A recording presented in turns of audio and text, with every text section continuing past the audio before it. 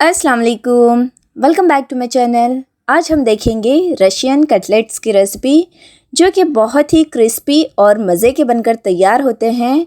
अक्सर ये Russian cutlets शादियों में सर्व किए जाते हैं। आज हम इसकी डिटेल में रेसिपी देखेंगे और ये भी देखेंगे कि इसे फ्रीज़र में किस तरह से स्टोर करके रखा जाता है।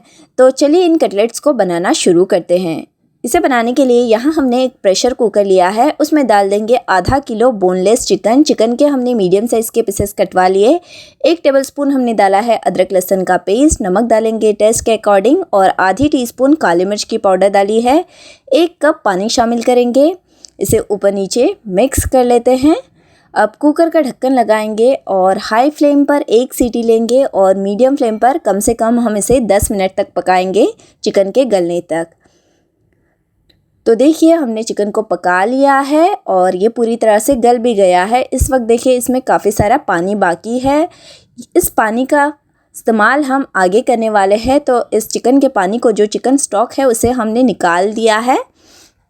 आधा कप के करीब है ये, और जो बचा हुआ चिकन का कुछ पानी है ना, उसे हम सुखा लेंगे। तो इस वक्त मैंने फ्लेम को हाई कर लिया और ये जो बचा कुछ पानी है उसे हमें सुखा लेना है। तो देखिए जो पानी है वो बिल्कुल सूख गया है। अब हम फ्लेम को ऑफ़ करेंगे और जब ये गरम गरम ही होता है ना, तब हमने एक आलू मैशर लिया है और इससे हम इस चिकन को श्रेड कर लेंगे। आलू मैशर की मदद से है ना चिकन बहुत ही जल्दी श्रेड हो जाता है। देखिए इस तरह से हमें दबा दबा कर सारा चिकन जो है वो श्रेड कर लेना है। आप चाहो तो इसे हाथों की मदद से भी श्रेड कर सकते हो। जब ये चिकन गरम गरम हो तभी ही हमें आलू मैशर से इसे श्रेड कर लेना है, तो ये झटपट से श्रेड हो जाता है। तो ये जो सारा चिकन है वो हमारा श्रेड हो चुका है। अब हम इसे एक बर्तन में निकाल कर रख देंगे और फिर रशियन कटलेट्स पकाना शुरू करते हैं। तो यहाँ मैंने एक बर्तन में 3 टेबलस्पून के करीब तेल गरम कर लिया है। अब उसमें डाल देंगे 1 टीस्पून अदरक लहसुन का पेस्ट और इसे मीडियम फ्लेम पर हम 1 मिनट भून लेते हैं ताकि इसकी कच्ची स्मेल निकल जाए। अब उसमें डालेंगे कुछ सब्जियां। आधा कप हमने फ्रेंच बीन्स ली है बारीक कटी हुई, 2 मीडियम साइज़ की शिमला मिर्च बारीक कटी हुई ली है, 2 मीडियम साइज़ के गाजर, इसे हमने कद्दूकश करके लिया है। इन सारी सब्जियों को हम इसमें शामिल करेंगे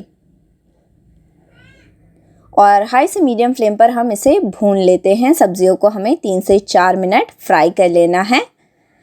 तो देखिए इसे हमने 3 से 4 मिनट बस मीडियम फ्लेम पर फ्राई कर लिया। अब हम उसमें दूसरी चीज़ें डालेंगे। तो यहाँ 10 से 12 हरी मिर्च जिसे हमने मोटा क्रश करके डाला है और कुछ मसाले डालेंगे। तो 2 टीस्पून ज़ीरे का पाउडर, 2 टीस्पून धनिया पाउडर, आधा टेबलस्पून हमने एवरेस्ट का चिकन मसाला डाला है और 1 टीस्पून हमने डाली है काली मिर्च की पाउडर।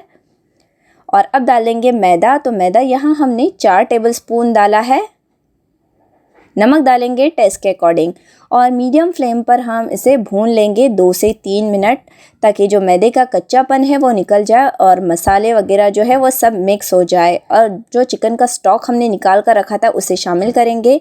आधा कप ही था तो मैंने इसमें और पाव कप के करीब पानी शामिल किया। अगर कभी कभी क्या होता है चिकन स्टॉक नहीं बचता है तो आप इसमें पौना कप पानी शामिल कर सकते हो। इसे 2 से 3 मिनट मीडियम फ्लेम पर अच्छी तरह से पका लेते हैं। अब जो चिकन श्रेड किया हुआ है वो सारा हम इसमें डाल देंगे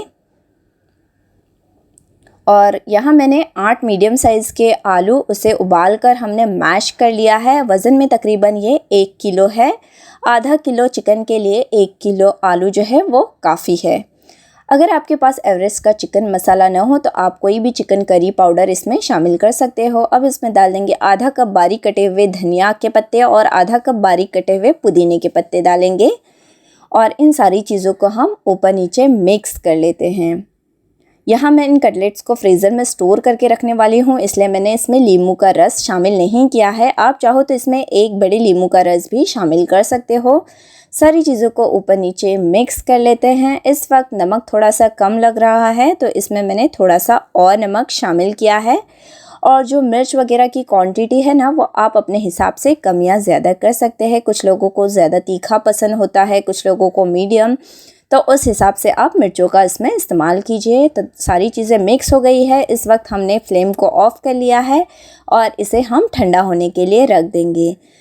तो ठंडा होने के बाद हमने इसे एक डब्बे में निकाल कर फ्रिज में रख दिया था आधे घंटे के लिए, ताकि ये पूरी तरह से सेट हो जाए, ज़्यादा चिपचिपा न हो, क्योंकि हमने इसमें मैदा चिकन स्टॉक का इस्तेमाल किया था तो थोड़ा सा चिपचिपा होता है, इसलिए हमें आधा घंटा फ्रिज में रखा है। अब 2 फेंटे हुए अंडे लिए हैं हमने, नमक डालकर हल्का फेंट लिया, और भुनी हुई सेवइयाँ होती है ना, उसे हमने मोटा मोटा तोड़ लिया है और थोड़ा सा मैदा लिया है। ये सारी चीज़ें की हमें आगे ज़रूरत महसूस होगी।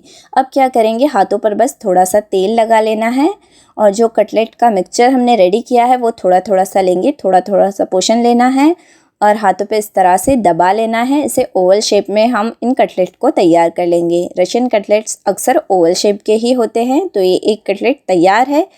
इसी तरह से हमें बाकी सारे कटलेट्स बना लेने हैं। आप चाहो तो इसे राउंड शेप में भी बना सकते हो, पर ओवल शेप में ये ज़्यादा अच्छे लगते हैं। तब देखिए, इसी तरह से हमें हाथों पर बस हल्का सा तेल लगा के सारे कटलेट्स बना लेने हैं। इसे एक प्लेट में रखते जाएंगे।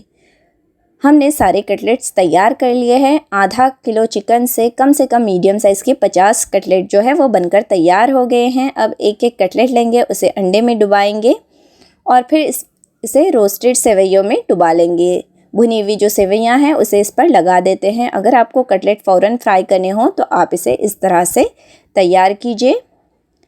तो देखिए, हमारा एक रशियन कटलेट जो है वो बन गया है। इसे डिश में रख देते हैं, और जो हमें फ्रीज़र में स्टोर करके रखने उसे हम पहले मैदे में डुबा लेंगे, फिर उस कटलेट को अंडे में डुबा लेंगे और फिर हम इस पर सेवइयाँ लगा देंगे।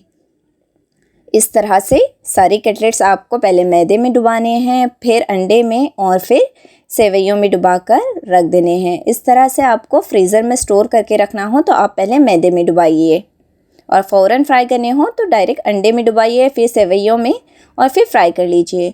तो इसी तरह से हमने सारे कटलेट्स पर सेवइयाँ लगा दी है। देखिए, सारे कटलेट्स जो है वो हमारे बनकर तैयार है। आधा किलो चिकन में हमारे कम से कम 50 जो कटलेट है मीडियम साइज़ के बनकर तैयार हो चुके हैं। अब हमने एक कंटेनर लिया है, उसमें एक एक करके चिकन कटलेट रख देंगे। रशियन कटलेट को हमने रख दिया है, बीच में बटर पेपर रख देंगे या प्लास्टिक बैग रखिए, फिर दूसरे कटलेट रखिए। इस तरह से हम इसे फ्रीज़र में स्टोर करके रखेंगे। तो ये सारे कटलेट को हमने सेट कर लिया है। अब ढक्कन लगाएंगे और इसे फ्रीज़र में स्टोर करके रखेंगे। आप चाहो तो इसे एक ट्रे में फैला दीजिए और फिर हार्ड होने के बाद उसे जिपलॉक बैग में भर के रखिए। अब कुछ कटलेट्स हम अभी फ्राई कर लेते हैं। तो मैंने तेल को गरम कर लिया और अब इसमें एक एक कटलेट डाला है और उसे हाई फ्लेम पर ही गोल्डन और क्रिस्पी होने तक फ्राई कर लेंगे। एक तरफ से ये फ्राई हो चुके हैं, अब पलट कर दूसरी तरफ से भी हम इसे फ्राई कर लेते हैं। तो देखिए, चंद ही मिनटों में ये फ्राई हो जाते हैं। दोनों तरफ से ये गोल्डन क्रिस्पी फ्राई हो गए हैं। अब इसे एक झारे में निकाल देते हैं, ताकि अगर इसमें कुछ एक्स्ट्रा ऑयल हो तो वो निकल जाए।